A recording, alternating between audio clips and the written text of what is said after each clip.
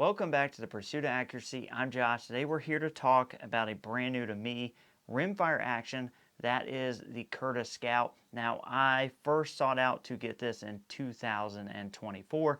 I have been waiting on this action for probably 5 or 6 months, and I had DI Precision spin me up the barrel on this, and I've just gotten it in my hands. Well, I've had it 1 to 2 weeks, long enough for me to feel it out, put about 400 or 500 rounds down the pipe, and make a good assumption about how I think this is going to perform long term. Now, disclaimer here, this video is not a barrel testing video. We're going to be talking about the action. We're going to shoot this from 50 to 150 yards out on steel. But I know some of you guys will be looking for that paper 50-yard group shooting.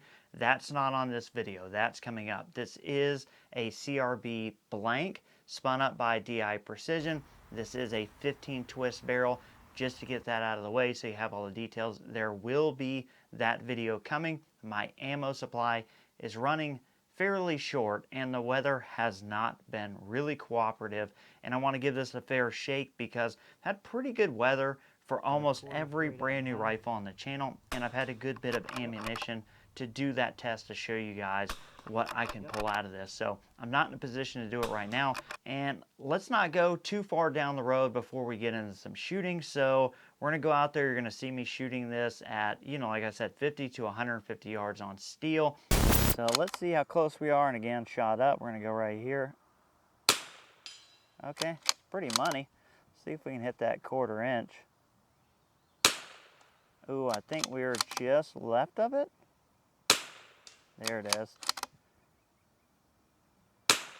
Oh, nope, that one went right. Just left. There we go. All right, let's see how we do here. On it. As you can see, the action's running good. Extracting, ejecting, really good. Yeah, not bad. Let's push out to 150. We're not even gonna mess around. I'm gonna dial to 4.3 just so you guys know what I'm doing. Yeah, those targets are nice and blown out, but we're gonna see what we can do. Do we have enough ammo? Let's do a couple more.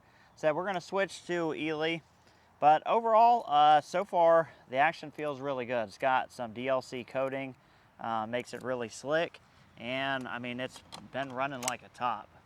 All right. 150. Get her kind of leveled off here. I know that target's kind of messy. We're gonna go, let's hold that spot right there. Okay, that's perfectly fine, a little high. Right there at it. Right there at it. Right there in the same kind of group. Okay, so we had one a little high. Rest are kind of stacking in there. Yeah, about 2/10. Let's see, do we have anything?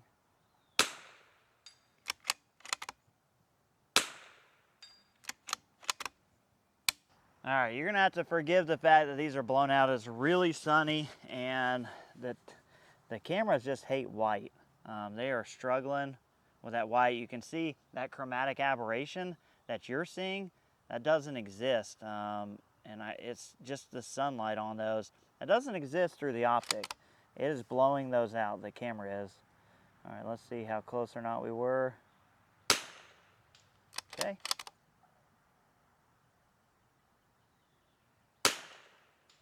Stack those.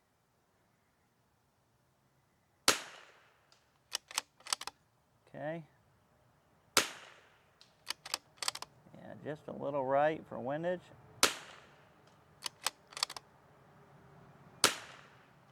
Oh, definitely was right on that. Off right. There we go. Having to get a little more respect.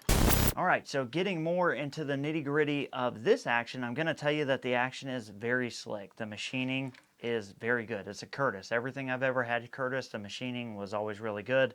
There is some very, very slick coating on this bolt and this action.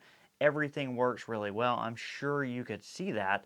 One thing I do want to point out while I put this back in is that as you saw out there, I'm running this L3i universal magazine. Yes, this takes AICS pattern magazines. Of course, this is a Remington 700 based rimfire action. But if you didn't pick up in the video, there is not really an issue with this magazine. I'll explain a little bit more in a second, but this is a 15 round universal magazine. It doesn't have a lot of spring pressure, and typically this action would be used with a Voodoo mag, which has about twice the amount of spring pressure this magazine does. Now, the reason I bring all this up is because the very last round in this magazine basically just has the pressure from the follower and a very tiny amount of spring pressure. And the responsibility of the pressure of this is, one, yes, to push rounds up in the magazine, but two, what we really need it to do and how it affects us is as this bolt traverses across the top, strips this out and pushes it up, you're going to see this cartridge pop into the bolt face. And when it pops into that bolt face, that's all because of spring pressure in this magazine. Now, this is set up to run on Voodoo mags or Voodoo style mags with that spring pressure in mind, because there takes a certain amount of pressure for it to overcome this sprung extractor. That's true of every sprung extractor. Now, there's a dance or a concert going on in all these sprung extractor type setups. Rim X's when you get the Mod X conversion, Voodoos, 40X's, this Curtis, they're basically all the same. So you want enough spring pressure here so that it holds this tightly and so that it ejects it. Not only does it extract it flawlessly, but it ejects it really far, and you're going to notice the ejection on this is really, really good. Now, this particular magazine on the very last round doesn't quite have enough spring pressure to push this all the way up into the bolt face, and so occasionally in the video you will see me kind of fight this, because what's happening is it's halfway in the bolt face, it's going up, hitting the chamber, and then it's going to kind of get notchy and force its way up the rest of the way into the bolt face. And that's really common on stuff like this. And again, that is not a downfall of this action. I'm simply using a magazine that has an extremely light spring in it. That's how these 15 round mags are.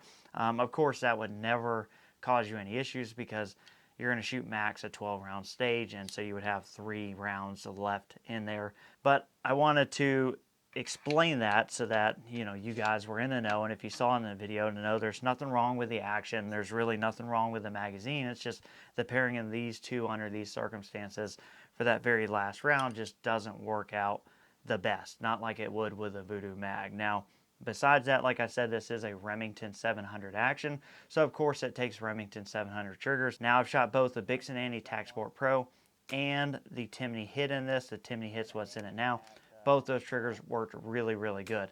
I didn't shoot this over the chronograph on video, but I did in my initial 200 to 300 rounds, and the SD and ESs are really good. That tells me that the ignition, the firing pin, all the stuff built into the bolt is going to be really consistent and really on par with anything else that I've seen. I shot really good numbers out of my rimfire ammo with this rifle and this action in particular, so I see absolutely no problems with that. Okay, let's go after this circle.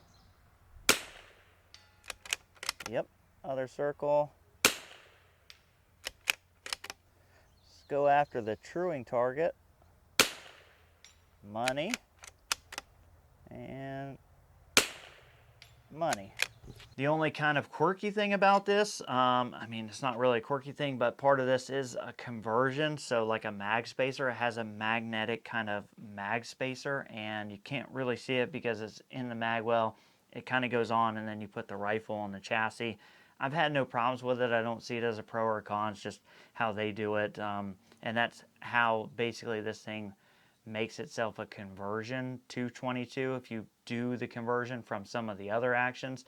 And it's actually so like basically funnels down the mag well so that you have this 22 long rifle AICS pattern part that just comes in, gonna hold that mag a little bit more firm, and it has basically the stop for the ejector itself all built into that. Again, I haven't had any problems with it. It's a different way of doing it for sure. That's because this is a conversion.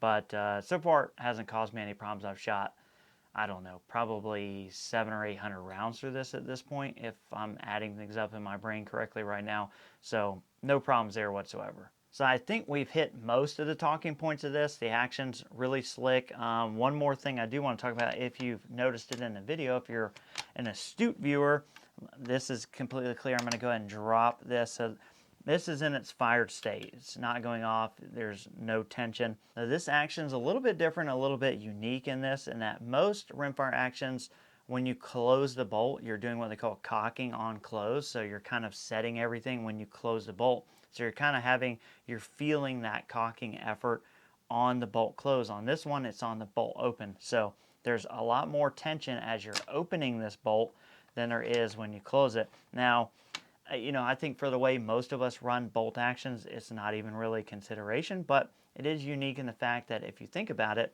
when you put the rifle on a prop and you're getting ready to shoot, you kind of get the target in your sight, get your rifle level, then you close the bolt. This bolt close, because you're doing all that cocking on open, the bolt close is like effortless. I mean, it's really slick feeling. So you're not going to be disrupting the rifle at all on bolt close. Now, of course, once you fire it, good thing is there's, this cocking effort coming up, but that's typically you're moving targets, you're moving to a different prop, whatever. That's kind of when you would want to disrupt the rifle. Now, I don't think it's a make or break thing. I don't think it's a game changer. We all throw that word around a lot in the industry. Everything that's an improvement, we're like, oh, it's a game changer. I think for most of us, like I said, on the clock, we're running the bolt like a madman anyway. Just like pulling the trigger. You can have a 6-ounce trigger, on the clock, under pressure. We're probably pulling it with 2 pounds of force. So just kind of is what it is, but definitely worth mentioning because it's something you're going to feel immediately once you get this. You're going to definitely notice that there's some cocking effort coming up, but it kind of almost tripped me out.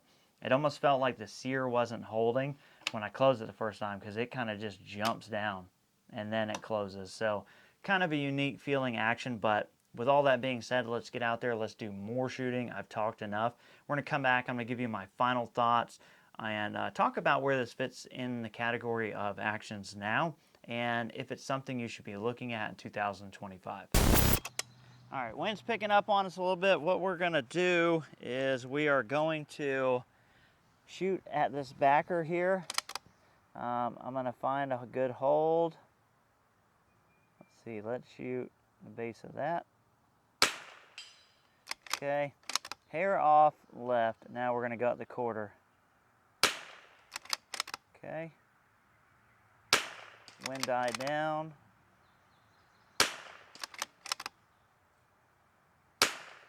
Just off left. Just off left. There it is again, finding the wind.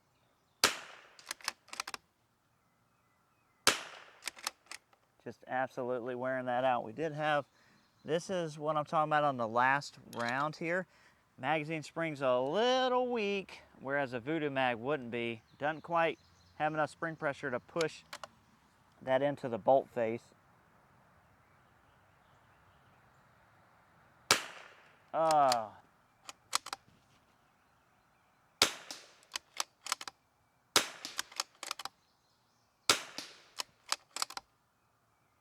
Again, most of the pressure is on the up. That one's hidden target. So this right here, that's where the cocking effort is. Just off left, okay. Got it. Yep, so I would almost say this needs a 10th right. Again, we're changing ammo up. We'll see what that does. Let's actually go see if we can hold the quarter straight up now. Yep. Yep. Yep. Ooh, I think that was just off right. Yep.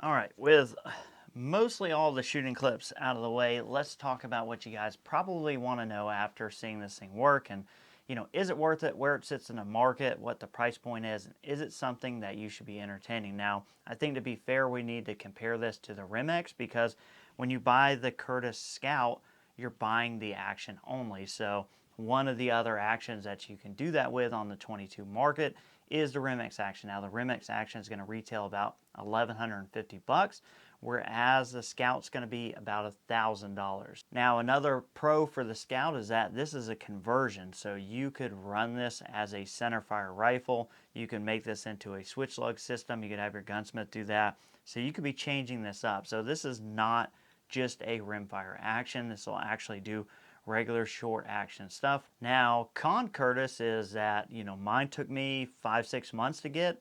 I ordered it up from Curtis, had it sent to DI Precision, and, you can go buy a Remix off the shelf a lot of places. Like, I know places that carry them, like at a local shop. You can order them online. They're pretty much available, so wait time is pretty much none. You can buy the action, you can buy a pre-fit, get it spun up, whatever you're going to do. I also don't know of any pre-fits available for the Scout, so it's something that you're going to have a gunsmith do, which, if you're looking at this level of action, that's 90% of what everybody's going to be doing anyway, so I'm not sure that that's really a make or break situation. So considering the price point, I think it's at a really good price point. I don't know what the wait and the lead times are going to be on average, but if you're not in a huge rush, I still think that this is a really slick action. It's as slick or maybe slicker than the Remix. I think some people will like the fact that the cocking effort is basically, on open versus close. This is going to give you more flexibility down the road if you're not trying to buy a bunch of different rifles. Said you could always just have a barrel vise, take this barrel off, have a center fire barrel done at the same time as this. All sorts of things, that you could get into and do. So there's some flexibility there. Now, I want to give a quick shout out to DI Precision. They did spin this up. Like I said, this is a CRB blank, 1 in 15 twist, and everything they've done has been top notch. Like I said, in the future, we'll have those group videos. That's kind of where we're going to see the DI end of this. This video was mostly about the action, a little bit about the whole build because you're seeing me shoot at a distance with random ammunition. But, when we get into that group testing, we're really going to see, what's up with the barrel, the blank, and the machining and the gunsmithing end of this. So that'll be interesting. I'm certainly interested once I get more ammunition in, the weather gets a little bit better. We're 100% going to do that. So again, overall, I'm really happy with how the action feels, how everything's working, the ejection, all that stuff is working really well. But yeah, I think we're going to leave this video off there. You guys have seen enough and heard me talk enough about this action. I do want to leave you with some video footage of me and my middle daughter kind of duking it out at the 1/4 inch target at 50 yards. And this thing was hammering some just random 10x. We were actually going box to box to box. And it was just absolutely murdering that 1/4 inch target at 50 yards. We had a lot of fun. But as always, guys, I appreciate you watching. I appreciate you sharing the videos, subscribing, all that stuff. I can't do any of this without you. You guys have helped me grow this into where we are today. And that is, thanks to you guys. I know that's something that you hear a lot, kind of sound like a broken record, but it's true. And I truly appreciate you guys for that. So, enjoy the last few clips of us shooting this, having a little bit of family fun, and yeah, we'll catch you on the next one. All right, different lot of 10x. I think it was this one or one of these we brought different. Okay, different lot. 3, 2. I made a go ahead. 1, go. Well, don't be in a rush. Take your time. Trying to hit that 1/4 inch. I made a slight windage adjustment, a 10th left for this lot for some reason. 2.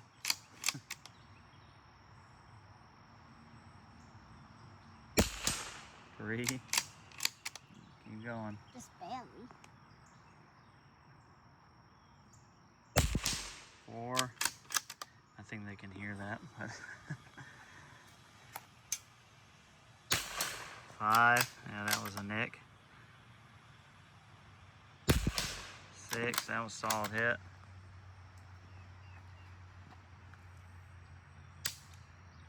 Oh, left it. Oh, you were out. All right, this time shoot the 1/4 inch of the 50. See how many times you can hit it. The other one? It's saying it's already set up back at the 50. So the smallest one at 50.